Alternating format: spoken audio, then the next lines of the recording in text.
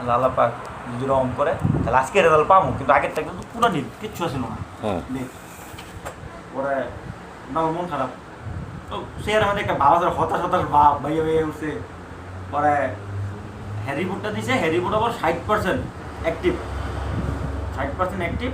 হ্যাঁ এত ছোটো মানুষ বুয়া দেবে কি আল্লাহ ভরসা, প্রতি শিখবি আপনার পোলা মানে মা বলবেন আর আমি আল্লাহ জানা আমারটা দিন কি খবর।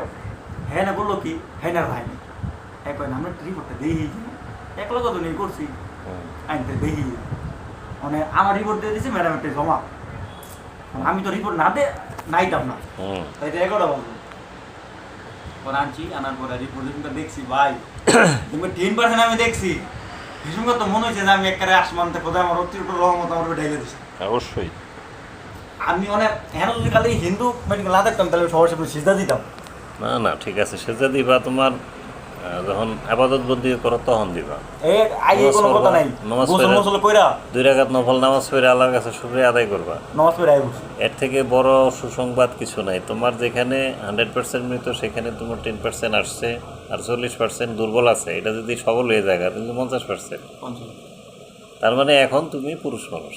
সোজা কথা, দুর্বলতার যে টাইমটা ছিল, মেলামেশার টাইমটা ছিল খুবই সামান্য। আমার কাছে যখন আসছো তখন যেটুকু মনে পড়ে বলছো যে 2 মিনিট, 2 মিনিট না আরও কম, 30 সেকেন্ড 40 সেকেন্ড মাঝে মাঝে মতো এই টানা 2 টাকা দিলে শেষ, মানে 30 থেকে 40 সেকেন্ড। তার মানে তো একেবারে অবস্থা খারাপ, ফ্যামিলি টিকার মতো অবস্থা না। তাহলে এখন যে আল্লাহর মতে সময় বাড়ছে না, কতক্ষণ পাও? আমার তো ইনশাল্লাহ 5-7 মিনিট তো। মাশাআল্লাহ, 5-7 মিনিট বিশাল ব্যাপার। যেখানে 30 সেকেন্ডের জায়গায় 5-7 মিনিট বিশাল ব্যাপার।